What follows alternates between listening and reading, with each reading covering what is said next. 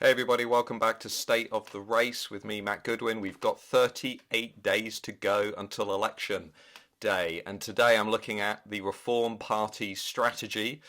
What's likely to happen with Nigel Farage and that insurgent party currently averaging 11% in the polls? Big problem for Rishi Sunak and the Conservatives. I also want to just discuss some of the latest numbers on the key issue that the Reform Party will be targeting at this election, which of course is immigration. Now, in many ways, this is an election that is about immigration. That's the third top issue for all voters behind the economy and the NHS, but it's the most important issue of all for Conservative Party voters and, of course, Reform Party voters too. And if you look at some of the latest polling that we've got here in the UK, it's also true the Brits are becoming much more sceptical about how mass immigration is changing the country. If you look, for example, at data from YouGov, they asked voters, has immigration into Britain over the last decade been mostly good or mostly bad for the country?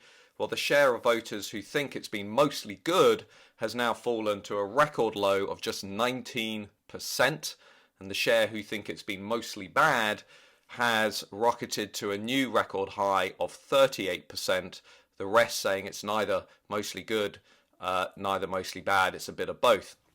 So we've got millions of people out there who are really concerned about what's happening to the country. And if you want a sense of exactly what is happening, then in the Substack today at mattgoodwin.org, I talk through the latest statistics, the official government statistics. They came out last week on our population explosion. And just to give you a few, because I think they're absolutely mind-boggling, according to the new data from the Office for National Statistics, in the last parliament, which just ended between 2020 and 2023, Britain added more than 2 million people to its population. That's enough for nearly two cities the size of Birmingham.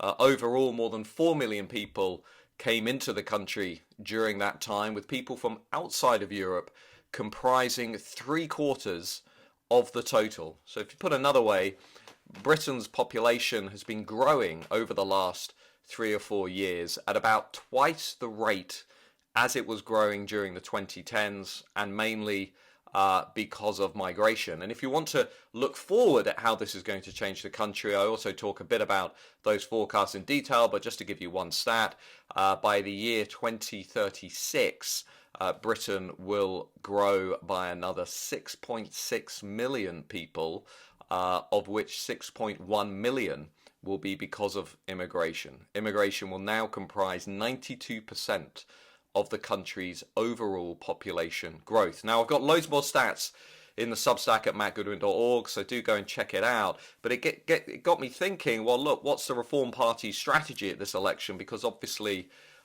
immigration is going to be key. Now, Nigel Farage has said he's not going to stand as an MP, but he's now qualified his remarks over the weekend, saying actually he is going to be active, he is going to be present during this campaign. And we saw his first big interview on Sunday, the 26th of May, with Trevor Phillips, in which Nigel Farage talked a lot about this issue of immigration.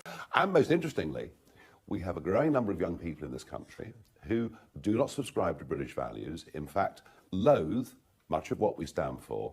So what do you do? Who are we talking about there? Oh, I think we see them on the streets of London every Saturday. What do they look like? Oh, we're talking about... What do they look like? Are we talking about Muslims here? We are. And I'm afraid I found some of the recent surveys saying that 46% of British Muslims support Hamas, support a terrorist organisation that is prescribed in this country. So we've been, and what's interesting is that this Prime Minister is building up far more of that population than anybody before in history. What's clear to me is that actually what we've got here is the beginnings of what we might call a core vote strategy for the Reform Party, a party that's basically going to go out and target over the next 5 weeks this specific issue of immigration. I'll come back to why they're going to do that, but they're really going to talk about nothing else. Just look, for example, at what Nigel Farage told Trevor Phillips. He talked about the alarmingly large number of British Muslims in the country who sympathise with the Islamist terrorist group Hamas. He talked about how immigration is fueling the housing crisis. He talked about a growing population in this country of people who stand for values that are against British values. He criticised Boris Johnson for having presided over the liberalisation of Britain's immigration policy, and he repeatedly attacked the two big parties for ushering in the policy of mass immigration and for being largely indistinguishable on this issue. Will this core vote strategy work? Well, look, I've seen this before, the 2015 general election. This is exactly what Nigel Farage and the UK Independence Party, or UKIP, did at the time.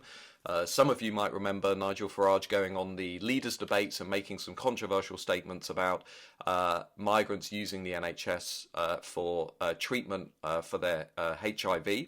That caused outrage at the time, but of course UKIP held on to its core vote, got 12.6%, nearly 4 million votes, although it only won one seat.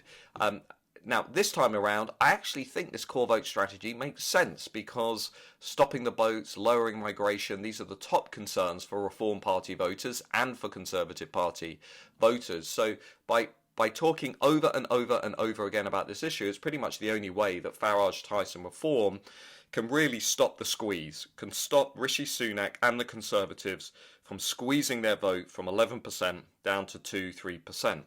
But it's also doing something else, which is really important. By talking about migration, by trying to make the 2024 general election a referendum on mass immigration, what Farage-Tyson reform are trying to do is set the stage for a post-election realignment of the right. Now, I've written about this in detail over at mattgoodwin.org. My subscribers will know exactly what's going on. But basically, by putting strong opposition to immigration at the front and centre of this campaign, by trying to reach out to all those disillusioned Conservatives, Farage and Tyson are clearly hoping that they're going to be left with enough support to emerge as key players in the battle to reshape, if not replace, the Conservative Party in the weeks and months after the general election. That is what I think is going on. Farage is basically gambling that by making the 24 election this big referendum on immigration, he's going to emerge on the other side of this contest with reform in a much stronger position for that looming battle over the future direction